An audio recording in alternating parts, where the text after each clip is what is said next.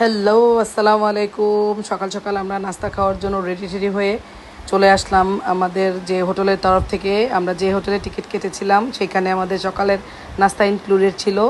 তো নাস্তা খেয়ে আমাদের টার্গেট ছিল আমরা সকালের ভিউ দেখার জন্য পাতং বিচে যাব।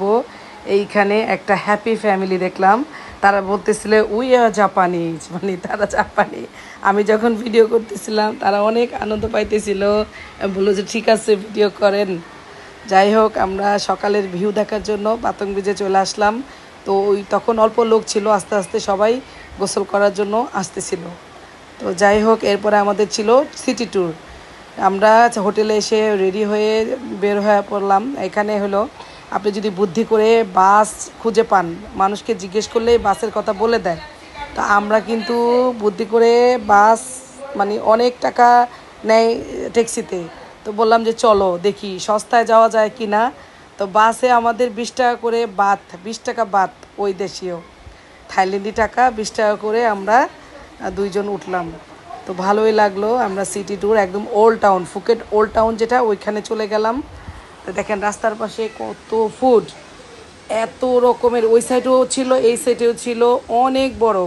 তো আমি ভয়ে কিছু খাইলাম না, যদি অন্য তেল দিয়ে রান্না করে এই জন্য। তো ফুকেট টাউনটা, ফুকেটের যে ওল্ড টাউন সেটা অনেক সুন্দর। এখানেই মূলত হাজার হাজার টুরিস্ট আসে। তা আমরা ছিলাম পাতং বিচের কাছে, ওটা একদম মানে নীরব এলাকা, আর এইটা হচ্ছে ক্রাউডফুল এলাকা। অনেক সুন্দর সুন্দর ভিডিও বানাইলাম, বিল্ডিংগুলো অনেক সুন্দর ছিল। তারপরে আমরা এই টায়ার্ড হয়ে যাই, দুপুরে লাঞ্চ করলাম ওইখানেই একটা রেস্টুরেন্টে। খুঁজতে খুঁজতে একটা মানে মুসলিম রেস্টুরেন্ট খুঁজে পেলাম।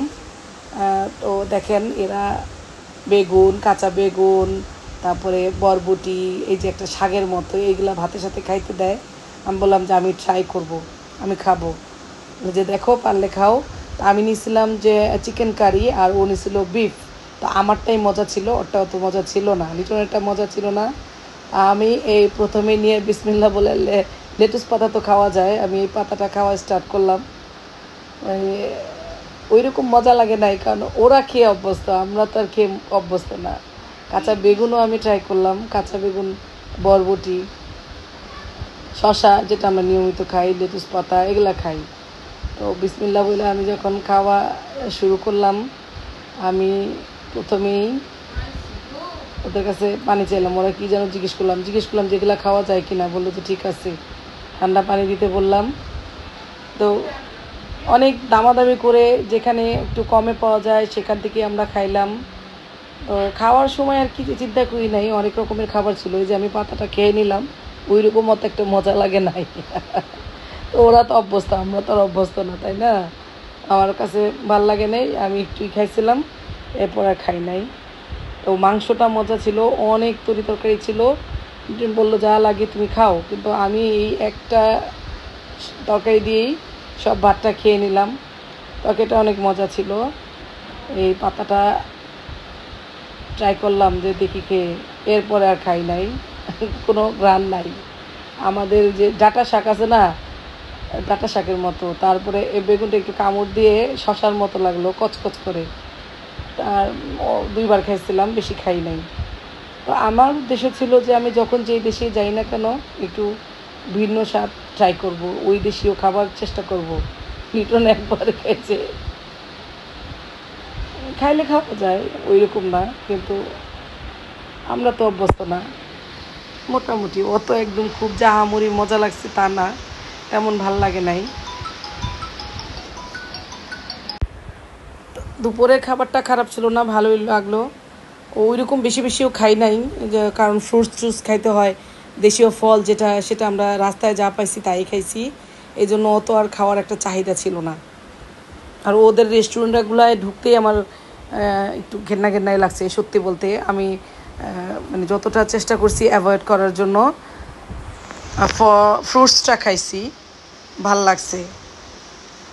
অ্যান্ড একদিন রাত্রে তো শুধু রুটি খাইয়েই থাকছি, কারণ রুটি কলা খাইছি। আমার ওরা তো অন্যটা খায়, এই জন্য আর করি নাই। তারপর যাই হোক, বিকেলবেলা আমরা আবার আমাদের এই বিচে চলে আসছি। যে বিকেলের ভিউ, মানে একবারেই বের হয়েছি যে রাস্তায় রাত, এই যে প্রচুর বৃষ্টি হইতেছিল, প্রচুর।